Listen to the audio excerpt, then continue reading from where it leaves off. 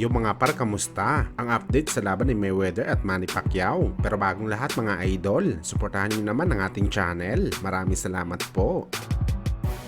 So matapos nga po lumabas ang balita na maglalaban ang 4 Division World Champion si Mikey Garcia kalaban ng unbeaten legend Mayweather Jr. para sa closing salvo ng Showtime Boxing bago sila mamaalam sa boxing sports kung saan gaganapin ito sa December 9. At ayon sa report mga idol, isang exhibition fight ang laban ni Mikey Boy at Kalbo. Bagamat ang ganitong senaryo mga idol, wala pa ng katotohanan na mangyari. Ayon lang naman kasi mga idol sa Vatican coach na si Robert Garcia, kapatid ni Mikey Garcia. Kinumpirma nito na walang may pinag-usapan na laban sa pagitan ng kanyang kapatid at ni Mayweather. Personal daw kasi kinontak ni Robert si Mikey at tanungin kung totoo ba na siya ang lalabanan ni Floyd sa December. Bagamat ayon kay Mikey, wala daw siyang kaalam-alam sa ganitong balita. At kung talagang may naging offer man daw si Floyd kay Mikey, ang unang makakaalam talaga dito, walang iba kundi si Robert Garcia dahil siya ang head coach ni Mikey Boy. Kaya dahil dito mga idol, may ibang laban talaga si Floyd para sa plano nitong exhibition fight sa December. At ayon naman mga idol sa sikat na boxing content creator na si Blue Blood Sports TV na mayroong maraming connection sa mga boxing insider,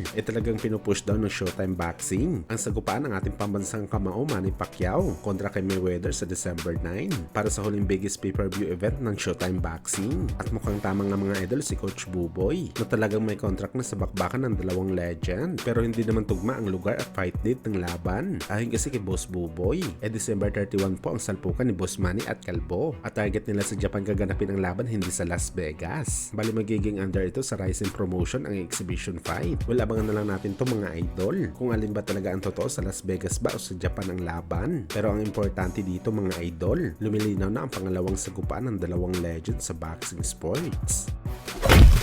Sa kabilang banda naman mga idol, matapos nga po hiniling ng mga Pinoy boxing fans ang potensyal na bakbakan ng dalawang pambato natin sa super bantamweight sa pagitan ng angas ng Pinas General Casimero kontra sa tubong ipugaw na si Carl Hamis Martin, nagpost po kaagad mga idol ang kapatid ni Cuadro Alas na si Kuya Lods sa kanilang Facebook page. Ano yan mga idol? Ito na daw ang pinakahihintay ng lahat, ang bakbakan ni Casimero at Martin. Pero ang namin pala ng Casimero hindi si Cuadro Alas, kundi si Jason Casimero mismo ang lalabanan ni Wonderboy. At kung pupunta naman tayo sa comment section, si Jason Casimero lang daw mga idol ang katapat ni Carl Hamis Martin at parang tagilid pa daw si Martin dito. Parang gustong sabihin ng Team Casimero mga idol, talagang mahina pa si Wonderboy para itapat sa dating 3 Division World Champion na si Cuadro Alas sa bakbakan. Dahil sa ngayon kalibel pa lang ni Martin si Kuya Lods na isang trainer. Well, masakit na bero to mga idol para sa part ni Wonderboy dahil sa kabila ng pagiging undefeated nito sa kanyang kartada, hanggang sa ngayon wala pa rin tiwala sa kanya ang Team Casimero na isa talaga ito sa mga top dog ng super bantamweight.